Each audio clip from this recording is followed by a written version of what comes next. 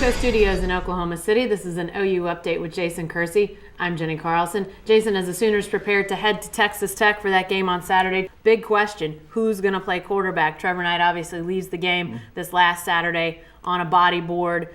What's his status? What do we know about his situation at this point?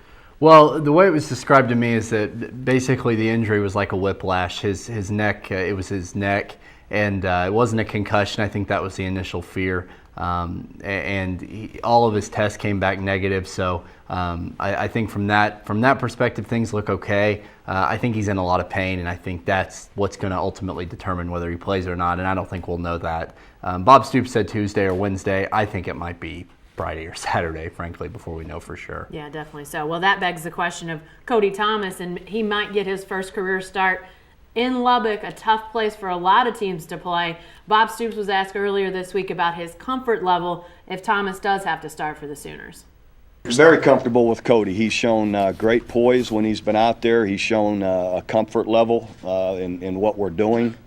The ability to throw it. So I'll feel good about him out there.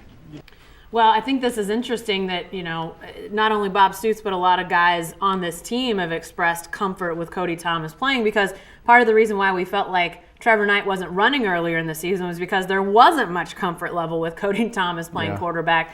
But now, if he gets the start, what should people think about that?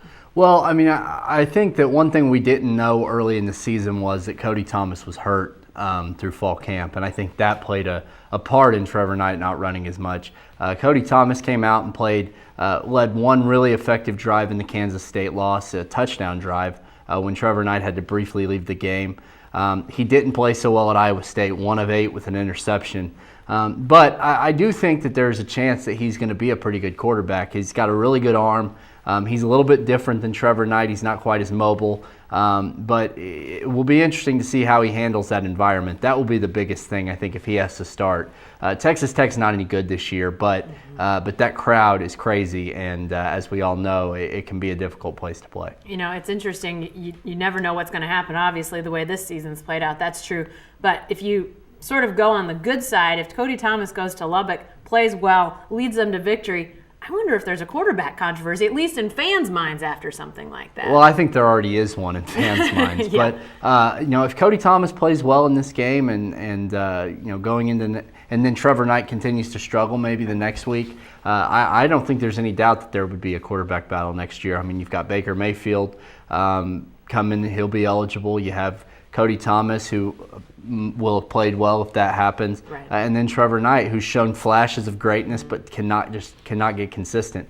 Senior offensive lineman Tyrus Thompson has all but said that he thinks there's going to be a quarterback battle next year, and so but he said, I'm just not going to be here to see it. All right, thanks, Jason. Be sure to stay with the best coverage team anywhere at newsok.com and every day in the Oklahoma.